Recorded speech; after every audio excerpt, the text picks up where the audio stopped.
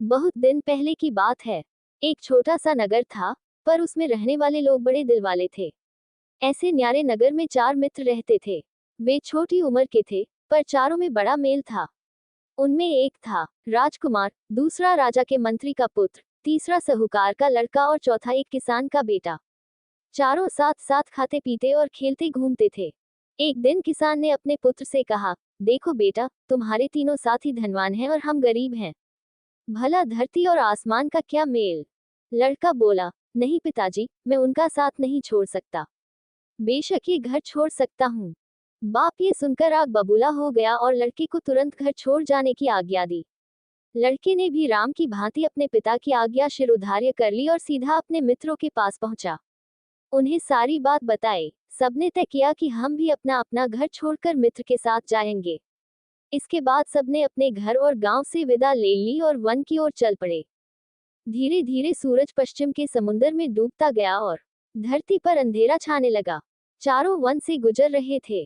काली रात थी। वन में तरह तरह की आवाजें सुनकर सब डरने लगे। उनके पेट में भूख के मारे चूहे दौड़ रहे थे। किसान के पुत्र ने देखा, एक पेड़ के नीचे बहुत से जुगनू चमक रहे हैं। वह अपने साथियों को वहां ले गया और उन्हें पेड़ के नीचे सोने के लिए कहा। तीनों को थका मांदा देखकर उसका दिल भर गया। बोला, तुम लोगों ने मेरी खातिर नाहक ये मुसीबत मोल ली। सबने उसे धीरज बंधाया और कहा, नहीं नहीं, ये कैसे हो सकता है कि हमारा एक साथी भूखा प्यासा भटकता रहे और हम अपने अपने घरों में मौज उड़ाएं। जिएंगे तो साथ साथ, मरेंगे तो साथ साथ। थोड़ी देर बाद वे तीनों सो गए, पर किसान के लड़के की आंख में नींद कहाँ। उसने भगवान से प्रार्थना की, हे भगवान, अगर तू सचमुच कहीं है तो मेरी पुकार सुनकर आ जा और मेरी मदद कर। उसकी पुकार सुनकर भगवान एक बूढ़े के रूप में वहां आ गए। लड़के से कहा, मांग ले, जो कुछ मांगना है। ये देख, इस थैली में हीरे जवाहरात भरे हैं। लड़के ने कहा, नहीं, मुझे हीरे नहीं चाहिए।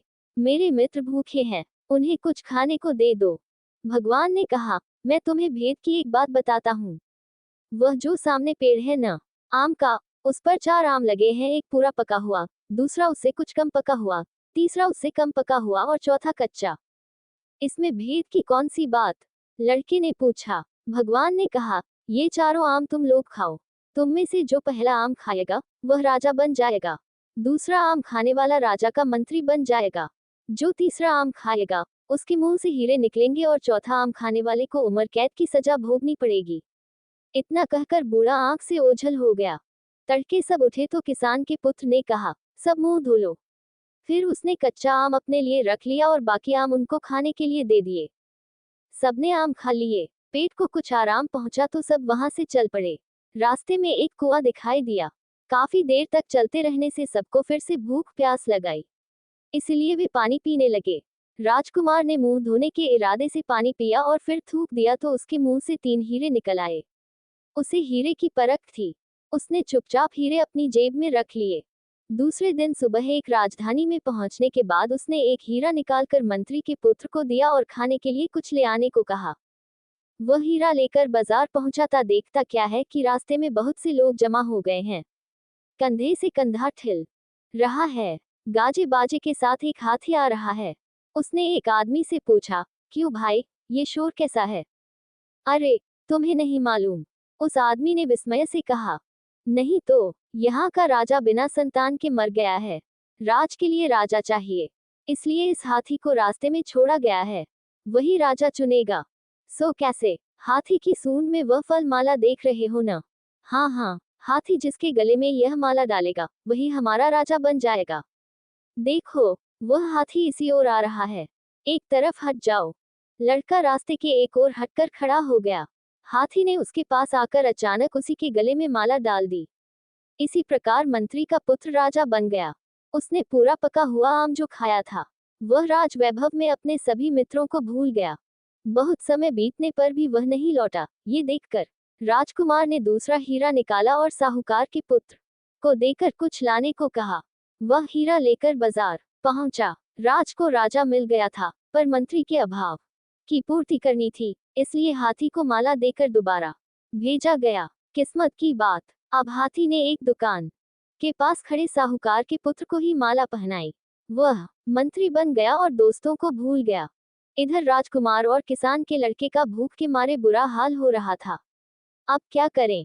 फिर किसान के पुत्र ने कहा, अब मैं ही खाने की कोई चीज ले आता हूँ। राजकुमार ने बचा हुआ तीसरा हीरा उसे सौंप दिया। वह एक दुकान में गया। खाने की चीजें लेकर उसने अपने पास वाला हीरा दुकानदार की हथेली पर रख दिया। फटेहाल लड़के के पास कीमती हीरा देखकर दुकानदार को शक हुआ कि हो न हो, इस लड़के ने जरूर ही यह हीरा राजमहल से चुराया होगा। उसने तुरंत पुलिस के सिपाहियों को बुलाया।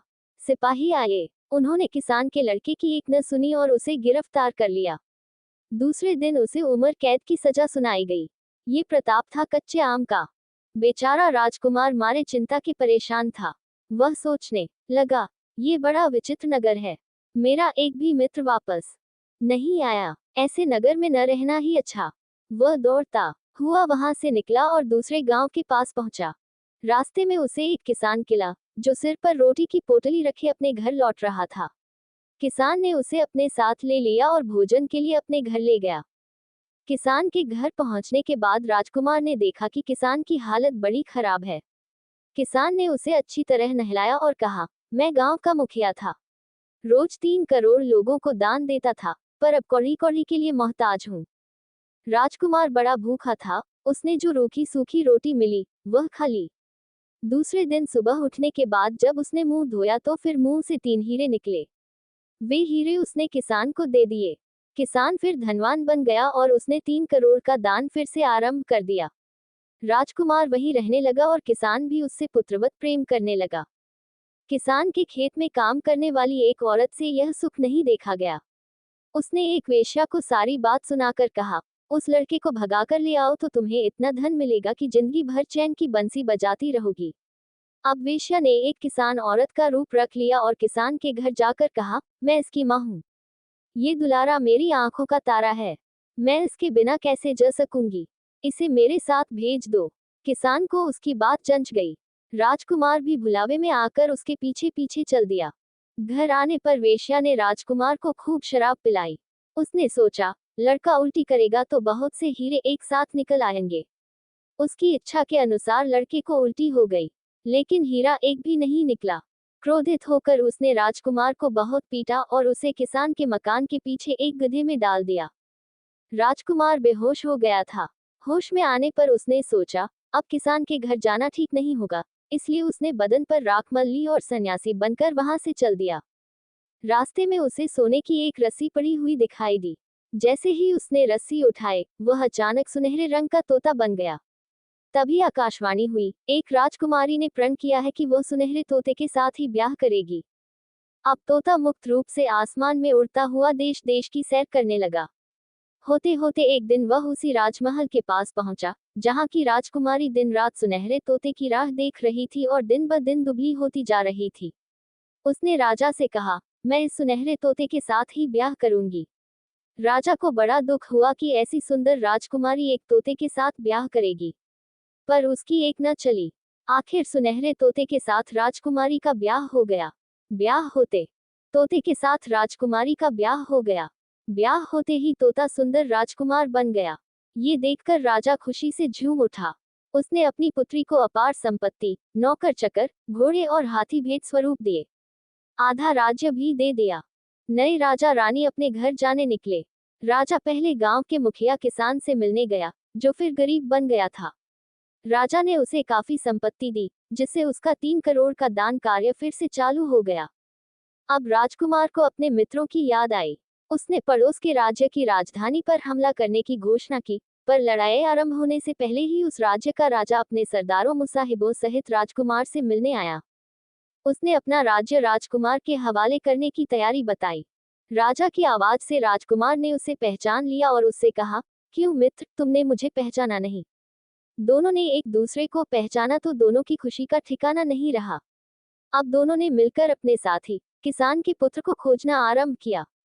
राजकुमार को ये बात खलने लगी कि उसकी खातिर मित्र को कारावास भुगतना पड़ा। जब सब कैदियों को रिहा किया गया तो उनमें किसान का लड़का मिल गया। राजकुमार ने उसका आलिंगन किया और अपना परिचय दिया। किसान का लड़का खुशी से उछल पड़ा। सब फिर से इकट्ठे हो गए। इसके बाद सबने अपनी अपनी संपत्ति एकत्र की और उसके 4 बराबर हिस्से किए। सबको एक एक हिस्सा दे दिया गया। सब अपने गांव वापस आ गए। माता पिता से मिले। गांव भर में खुशी की लहर दौड़ गई, सबके दिन सुख से बीतने लगे।